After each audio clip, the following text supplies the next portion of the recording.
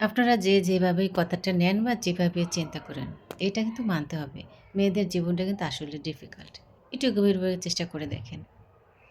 তাহলে সব কিছু বুঝতে পারবেন। হ্যালো ভিউয়ার্স, আসসালামু আলাইকুম। কেমন আছেন সবাই? তো দেখেন ৫ দিনের ছুটি পেয়েছি। যাওয়া আসায় ২ দিন, মাঝখানে কিন্তু ৩ দিন। তো শ্বশুরবাড়ি ২ দিন, বাবার বাড়ি ১ দিন। তো বাবার বাড়ি গেলে মানে এখন নিজেকেই নিজে থেকে মেহমান, মেহমান মনে হয়।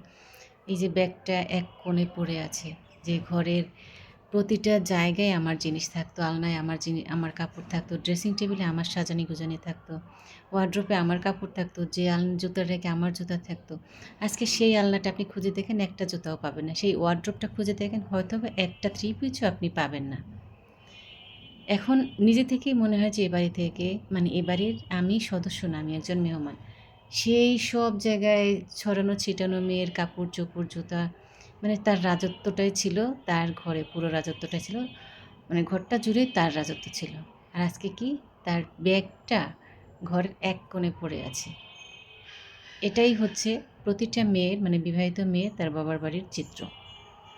তো চিন্তা করেন, সব ছেড়ে ছুঁড়ে কিন্তু আপনার হাত ধরে চলে আসছে।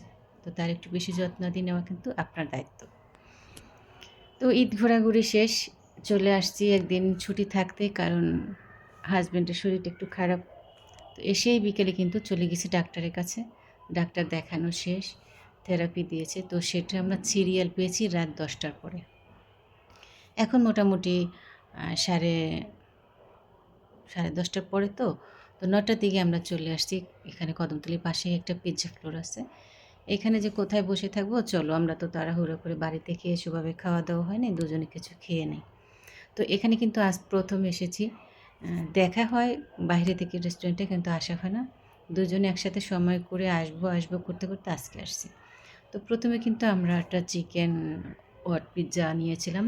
এটা হচ্ছে চিজ দিয়ে। তো ১ম এ ২ টা অর্ডার করিনি, কারণ আমি বলছি খেয়ে নিই, একটা খেয়ে দেখব যে ওদের খাবারের কোয়ালিটিটা কেমন, তারপরে নেব। আর যেহেতু আমাদের হাতে সময় আছে, তো একটা খেয়ে নিই, খাওয়ার পরে আবার আমার এটা খুবই পছন্দের একটা খাবার, চিজ পাস্তা, স্পাইসি পাস্তা। তো চিজ দেওয়ার কারণে কিন্তু এটা আমার এতটা বেশ পছন্দের থাকে। তো চিজটা মোটামুটি ওরা ভালোই দিয়েছে। একেবারে উপরে যেমন ছিল, ভিতরের লেয়ারগুলোতেও চিজ ছিল। কোয়ান্টিটিটা একটু আমার মনে হয় আরেকটু হলে ভালো হতো, পিজ্জাটাও এবং এটাও, ম্যাকারনিটাও, পাস্তাটাও। কারণ যে পরিমাণে একটা পিজ্জা, তারপরে ছোটো বাটির ১ বাটি পাস্তা, যত পরিমাণে টাকা, সেই হিসেবে আমার মনে হয় আরেকটু হলে ভালো হতো। তবে হ্যাঁ, স্বাদ কিন্তু খারাপ ছিল না, ভালো ছিল আলহামদুলিল্লাহ।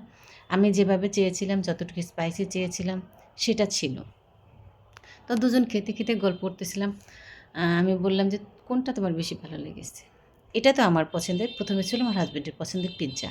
পিজ্জাও আমি খাই, পছন্দ করি। কিন্তু এই স্পাইসি স্পাইসি আ স পাস্তাটা, মানে চিজ পাস্তাটা আমার খুবই পছন্দের। খাওয়া-দাওয়া শেষ, দুজনে এটা হচ্ছে ফটোশুট জোন, সবাই ছবি তুলতে ব্যস্ত। তাই আমি একটু তুলে নিলাম। সবাই ভালো থাকবেন। আসসালামু আলাইকুম।